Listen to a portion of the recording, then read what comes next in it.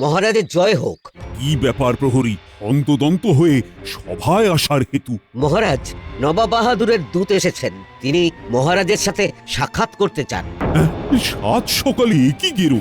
মহারাজ, অত ভাববার কিছু নেই। যা কিছু হবে বুদ্ধি দিয়ে মোকাবিলা করতে হবে। আপনি আগেই অত উতলা হচ্ছেন কেন মহারাজ? গোপাল একদম সঠিক কথা বলেছে। আগে নবাব বাহাদুর কি বার্তা পাঠিয়েছেন, কেন পাঠিয়েছেন, সব জানতে হবে। ঠিকই বলেছ। যাও যাও প্রহরী, নবাব বাহাদুরের দূতকে পাঠিয়ে দাও। যথা আজ্ঞা মহারাজ। সব তো ঠিকই আছে, খাজনা দিয়ে দেওয়া হয়ে গেছে, কোনো বকেয়া কিছু নেই। তাহলে কি এমন ঘটলো যে নবাব বাহাদুর দূত পাঠালেন? একটু পরেই চক্ষুকর্ণের বিবাদ ভঞ্জন হয়ে যাবে। আপনি উতলা হবেন না। ওই তো নবাব বাহাদুরের দূত এসে গেছেন। মহারাজের জয় হোক। বলো বলো দূত, নবাবের কি সংবাদ তুমি আনলে? মহারাজ, নবাব বাহাদুরের খুব মনোকষ্ট। নবাব বাহাদুর চাইছেন আপনার রাজসভায় প্রকৃত বুদ্ধিমান যেন তার কাছে গিয়ে তার সমস্যার সমাধান করেন। এই রাজ্যে আমার মতো বুদ্ধিমান আর কেউ আছে নাকি?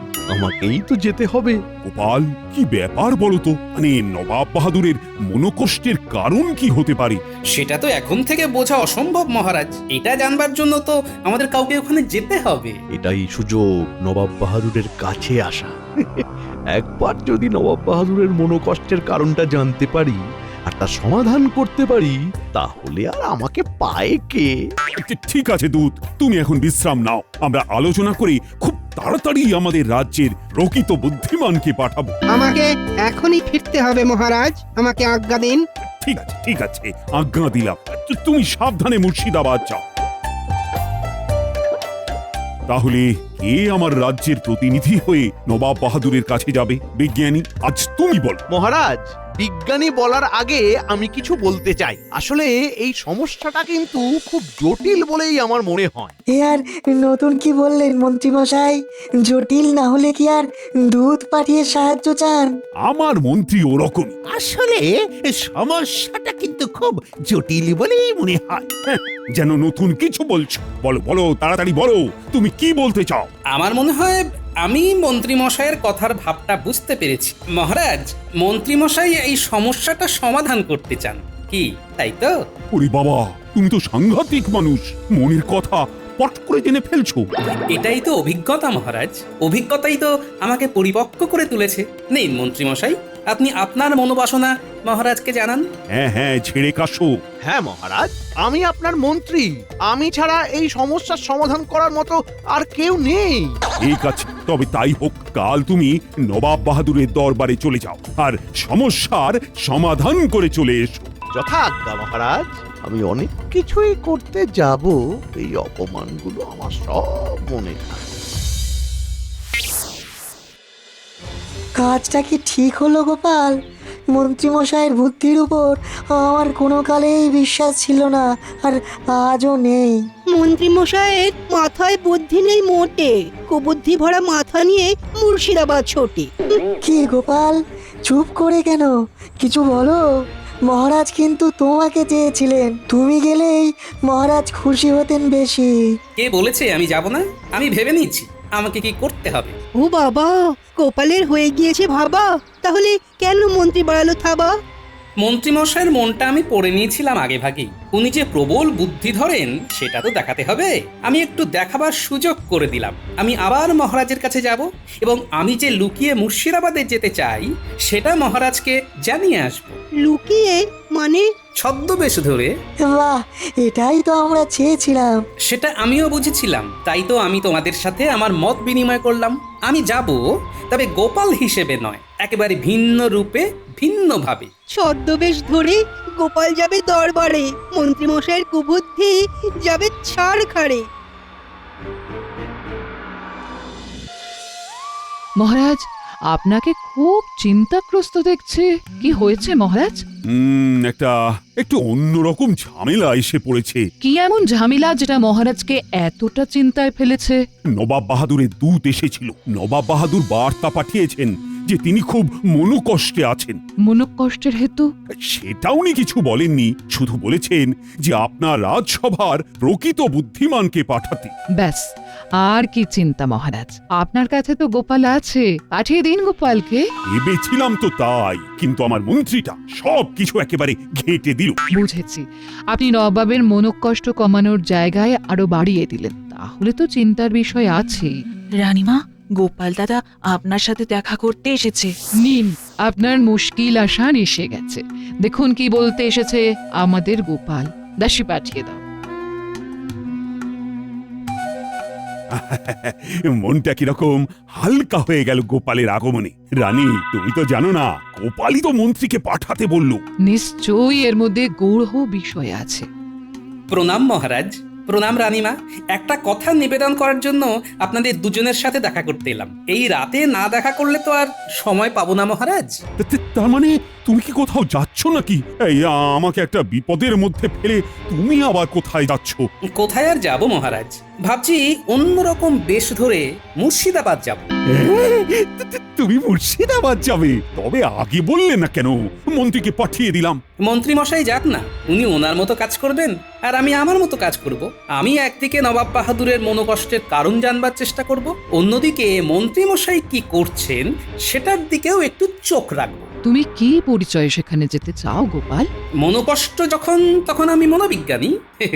নবাব বাহাদুরের মনোকষ্ট জানবো আমি মনোবিজ্ঞানী হয়ে। তুমি জয়ী হয়ে ফিরে এসো গোপাল। এই যে প্রহরী, গোপালকে নিয়ে খাজাঞ্চির কাছে যাও। গোপাল, তুমি খাজাঞ্চির কাছ থেকে রাহা খরচ হিসেবে 100 মোহর নিয়ে নেবে। যথাজ্ঞা মহারাজ। প্রণাম রানীমা।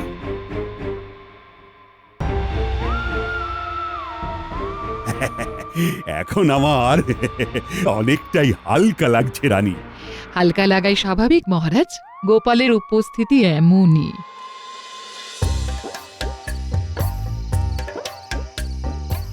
গিন্নি গিন্নি, খুব তাড়াতাড়ি খেতে দিয়ে দাও, কাল খুব ভোর ভোর যেতে হবে বুঝলে। কোন চলে যাবে শুনি? মুর্শিদাবাদ, নবাব বাহাদুরের মনোকষ্ট জানতে। ও, ভারী এলেন মনোকষ্টের বিশেষজ্ঞ। তোমার এই সরল সাদাসিধে বউটার মনে কত কষ্ট কোনদিন জানতে চেয়েছো? তোমার আবার কিসের কষ্ট? হা করতেই তো মুখের কাছে সব চলে আসছে। কি আসছে, কি আসছে শুনি? এই তো হাঁ করলাম। এ কি এলো? আরে ওটা তো কথার কথা গিন্নি। আমার কথা হলো, কোনো কিছুর অভাব আছে তোমার? তোমার স্বভাবটাই তো এখনো বুঝতে পারলাম না গো, এটাই তো বড় অভাব আমার। বাবা, তুমি তো দেখছি অনেক কথা শিখেছো গিন্নি। কার বউ আমি সেটা দেখবে না? বিয়ে হয়ে আসা থেকে শুধু কথাই শুনে যাচ্ছি, কথাই শুনে যাচ্ছি, শুধু কথা চচ্চড়ি। যাকে, তোমার কথার সাত কাহন শোনার সময় নেই আমার। আমাকে কাল খুব সকালে বেরিয়ে যেতে হবে। আচ্ছা, তুমি কি খেতে দেবে আমায়? তা আমি আবার কখন বললাম যে খেতে দেব না? হাত পুড়িয়ে রান্না করেছি, নিজে খাবো বলে হাত মুখটা ধুয়ে এসো, খেতে দিচ্ছি। শুনে আমি খুব কৃতার্থ হলাম। তুমি খাবার বারো, আমি আসছি। কি কথা শুনলাম গো, কি কথা শুনলাম? নবাব বাহাদুরের মনের কষ্ট মেটাতে হবে, যে কিনা নিজের বউয়ের মনটাই বুঝতে পারলো না। বুঝতে পারতি আমার আর কিচ্ছুটি হবে না। হ্যাঁ, বুঝে গেছি।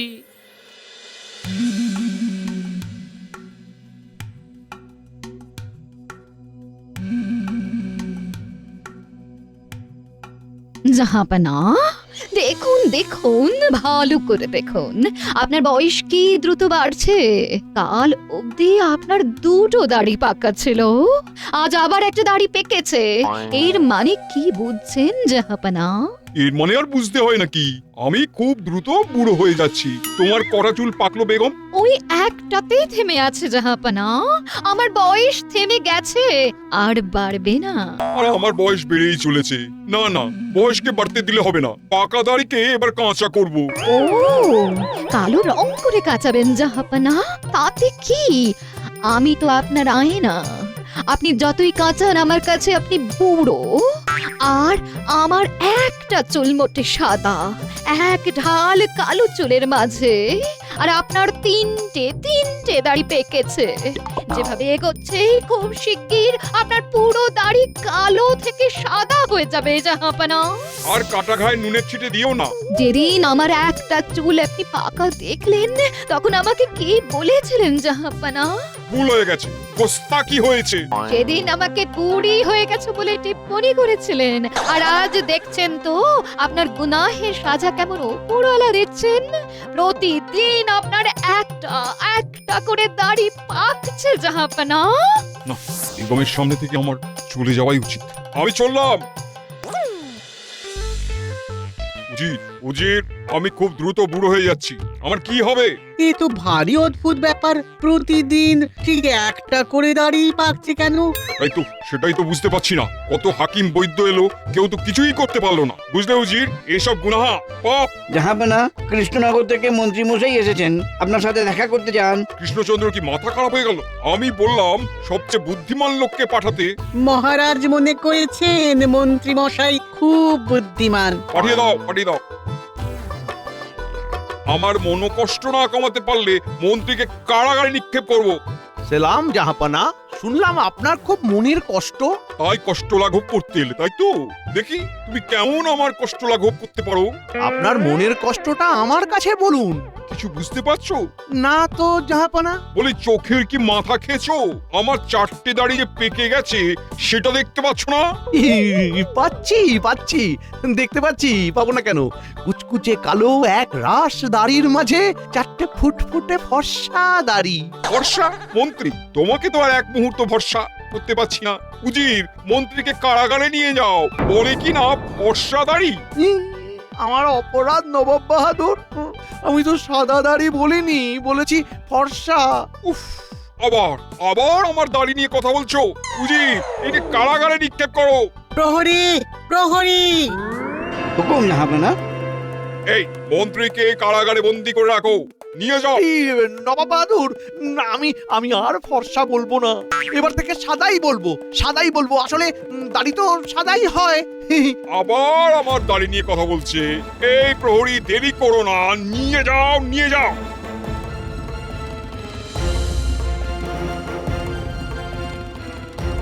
দূত, তুমি এক্ষুনি কৃষ্ণনগরে যাও। কৃষ্ণচন্দ্রকে বলো মন্ত্রী নবাব বাহাদুরের মনোকষ্ট আরো বাড়িয়ে দিয়েছে। নবাব ভয়ানক রেগে গেছেন, এর ফলে অনেক কিছু করতে পারে। আজ 4টে হলো, কাল আবার একটা হবে, পরশু আবার একটা। উফ, এইভাবে আমার সব কাঁচা দাড়িগুলো সাদা হয়ে যাবে, আমি বুড়ো হয়ে যাব। তারপর একদিন উপরওয়ালা আমাকে উপরে টেনে নেবেন। হায় হায় হায় হায় হায় হায়, কেউ নেই যে আমার এই মনোকষ্টকে লাঘব করতে পারবে।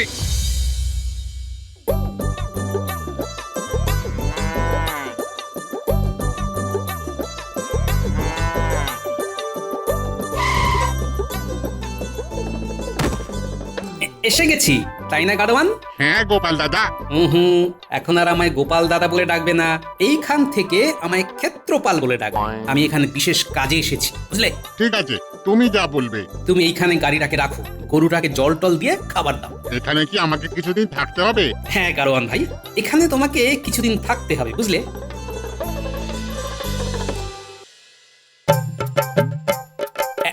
এই না, 10টা মোহর নাও, ভালো করে খাওয়া দাওয়া করে বিশ্রাম নাও।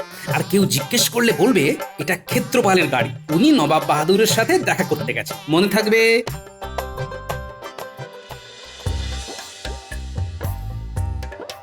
গোপাল এতক্ষণে পৌঁছে গেছে। হ্যাঁ, এটাই স্বস্তির খবর যে গোপাল মুর্শিদাবাদে পৌঁছে গেছে। মন্ত্রী মশাইও ওই একই বিষয় নিয়ে নবাবের দরবারে গেছেন, এতে কোনো জটিলতা হবে না তো? না, গোপাল তো আর গোপাল হয়ে যাচ্ছে না, গোপাল যাচ্ছে ভিন্ন নামে, ভিন্ন পরিচয়ে।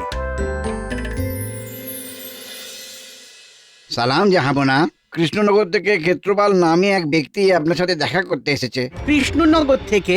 কি কারণে উনি জাহাপানার সঙ্গে দেখা করতে চান? উনি জাহাপানার খবর শুনে জাহাপানার সাথে দেখা করতে এসেছে। আমার খবর শুনে পাঠিয়ে দাও। জয় হুকুম জাহাপনা। একে আবার কে পাঠালো? শোনো উজির, এরা যদি আমার মনের কষ্ট না কমিয়ে আরো বাড়িয়ে দেয়, তাহলে কিন্তু সোজা শুলে ছড়িয়ে দেবো, এটা এবার জানিয়ে দাও। জয় হুকুম জাহাপানা। জাহাপনার জয় হোক। তুমি কে? আমি ক্ষেত্রপাল, আমি মনোকষ্ট বিশেষজ্ঞ। আপনার মনোকষ্ট আমি লাঘব করতে এসেছি। আমার মনোকষ্ট যদি কমাতে না পারো তাহলে তোমাকে কিন্তু কারাগারে পাঠিয়ে দেবো। তোমার রাজ্যের মন্ত্রীকে পাঠিয়ে দিয়েছি। আপনার কষ্ট লাঘব হলে মন্ত্রীকে ছেড়ে দেবেন তো জাহাপনা? আগে আমার কষ্ট লাঘব করো, তারপর সব কথা। এবার বলুন আপনার মনোকষ্টের হেতু। এই দেখো, কি দেখতে পাচ্ছ? ঘন কালো একগুচ্ছ দাড়ির মাঝে মাত্র 4টি পাকা দাড়ি। এটাই আমার মনোকষ্টের কারণ। প্রতিদিন একটি একটি করে দাড়ি পাকছে। প্রতিদিন একটা একটা করে দাড়ি পাকছে, এ তো বড় আশ্চর্যের কথা জাহাপনা। অথচ আমার বেগমের একটা চুল পেকে আছে, একটা থেকে দুটো হয়নি। অথচ আমার প্রতিদিন চুল পেকে যাচ্ছে। এটা কষ্টের নয়? কি গো বলো, তুমি বলো। এটা তো অবাক কাণ্ড। প্রতিদিন নবাব বাহাদুরের দাড়ি পেকে যাচ্ছে, এরকম তো হয় না। না, একটা কিছু ব্যাপার আছে জাহাপনা। ব্যাপারটা খুব গোলমেলে। এইরকম ভাবে তো দাড়ি পাকে না। তাহলে আমার তো বুক ঢিপঢিপ করছে। জাহাপনা, এই যে আপনার প্রতিদিন দাড়ি পেকে যাচ্ছে, এটা খুব ভয়ানক কাণ্ড। আপনার খুব কাছের মানুষই এই ব্যাপারে বলতে পারবে জাহাপনা। কাছের মানুষ? এমন কাছের মানুষ যার সাথে আপনার রাত দিন দিন রাত ওঠা বসা, মান অভিমান, রাগ অনুরাগ তার সাথে ভাগ করা। এইরকম কাছের মানুষের সাথে আমার একটু কথা বলা প্রয়োজন জাহাপনা। এইরকম প্রিয়জন তো একমাত্র আমার বেগম। ও ও তুমি আমার বেগমের সাথে কথা বলতে চাও? বেগম সাহেবা যদি আপনার প্রিয়জন হন তাহলে তার সাথেই আমাকে কথা বলতে হবে। বেশ বেশ বেশ বেশ, তাহলে চলো। আশা করি আজ থেকে আপনার দাড়ি আর পাকবে না জাহাপনা। তুমি হলফ করে বলছো তো? বলছি তো, আমার উপর বিশ্বাস রাখুন। ঠিক আছে, চলো।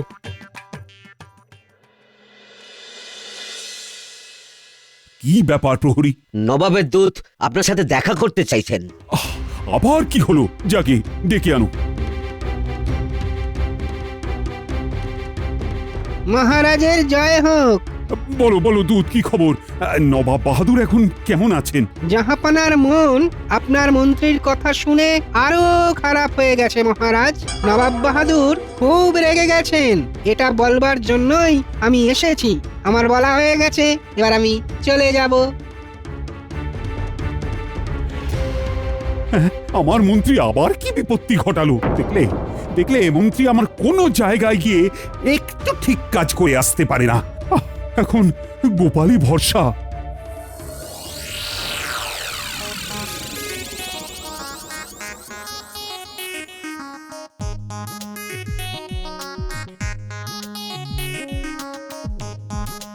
বেগম, কৃষ্ণনগর থেকে একজন মনোকষ্ট বিশেষজ্ঞ এসেছে। আমার পাকা দাড়ি আর তোমার পাকা চুল নিয়ে আলোচনা করতে এসেছে।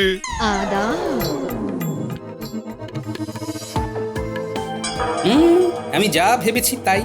ডান হাতের তর্জনীতে সাদা রং লাগা। ধরে ফেলেছি বেগম সাহেবা। সেলাম বেগম সাহেবা। বেগম, এই ক্ষেত্রপাল যা জিজ্ঞেস করবে ঠিক ঠিক জবাব দিও কিন্তু। ঠিক আছে জাহাপনা, বলো তুমি কি জানতে চাও? জাহাপনার 4টে পাকা দাড়ি দেখে আপনার খুব আনন্দ হচ্ছে, তাই না বেগম সাহেবা? আমার যখন একটা চুল পাকা দেখা গেছিল তখন তোমাদের জাহাপনা ধরাকে একেবারে সরা দেখেছিল। দেখুন এবার কেমন লাগে, সব ওপরওয়ালার সাজা। জাহাপনা, আমি যা বুঝবার বুঝে গেছি। আপনার এই সাদা দাড়ি 1 মাস পরে আবার কালো হয়ে যাবে। তাই নাকি? তুমি সব বুঝে গেছো ক্ষেত্রপাল? বাবা বাবা। হ্যাঁ, আরেকটা কথা মাথায় রাখবেন, ভুলেও এই 1 মাস এই ঘরে রাত্রি বাস করবেন না। আপনি একদম একা একটা ঘরে দরজা বন্ধ করে শুয়ে থাকবেন জাহাপনা। এই রে, এই লোকটা কিরকম উল্টে পাল্টে দিল। আসলেই সব সমস্যার সমাধান হয়ে যাবে? হ্যাঁ জাহাপনা, আমি এবার খুলে সব কিছু বলি। হ্যাঁ হ্যাঁ হ্যাঁ, সবকিছু খুলে বলো। বেগম সাহেবা, আপনার ডান হাতের তর্জনীতে সাদা রংটা কিসের? সাদা রং? লুকোবেন না, একদম লুকোবেন না। কেন আমার আঙুলে কি আছে? ওই আঙুলে যে সাদা রংটা আছে ওটাই তো রোজ রাতে নবাব বাহাদুর ঘুমিয়ে পড়লে দাড়িতে লাগিয়ে দেন। কেউ কেউ পাকা চুল ঢাকতে কালো কলপ করে, আর আপনি জাহাপনার কালো দাড়িতে সাদা রং লাগিয়ে দাড়ি পাকিয়ে দেন। ঠিক কিনা? বেগম, এইসব তোমার কাজ? হায় হায় হায় হায়, তুমি আমার বেগম হয়ে আমাকেই বুড়ো সাজিয়ে মজা দেখছো। ক্ষেত্রপাল, ক্ষেত্রপাল, তুমি ধন্য, ধন্য তোমার চোখ। নবাব বাহাদুর, এইবার আমাদের মন্ত্রী মশাইকে মুক্তি দিন। তুমি কে? তোমার গলার স্বরটা চেনা চেনা লাগছে। আমি গোপাল নবাব বাহাদুর। আহা আহা, আমি তাই ভাবি গোপাল থাকতে কৃষ্ণচন্দ্র মন্ত্রীকে পাঠাবে কেন? গোপালের বুদ্ধি আর তাতেই সবার সিদ্ধি। বেগম, এই আনন্দের দিনে তোমাকে আর কিচ্ছু বললাম না। নবাব বাহাদুর, চুল দাড়ি পাকে কেন? অভিজ্ঞতায়। যত বেশি অভিজ্ঞ হবেন তত বেশি পাকবেন, পুরো গাছ পাকা মিষ্টি আমের মতো জাহাপনা। উচিত সমস্ত রাজ্যে ঘোষণা করে দাও, নবাব বাহাদুরের আর কোনো মনোকষ্ট নেই। উৎসবের আয়োজন করো, কৃষ্ণচন্দ্রকে খবর দাও। গোপাল, গোপাল, সব কিছু আজ তোমার জন্য ঘটেছে। তোমাকে তোমাকে উপহারে ভরিয়ে দেবো। নবাব বাহাদুর, আমাদের মন্ত্রী মশাইকে মুক্ত করে দিন, শুধু এইটুকুই আমার চাওয়া। গোপাল, তুমি ধন্য, তুমি ধন্য।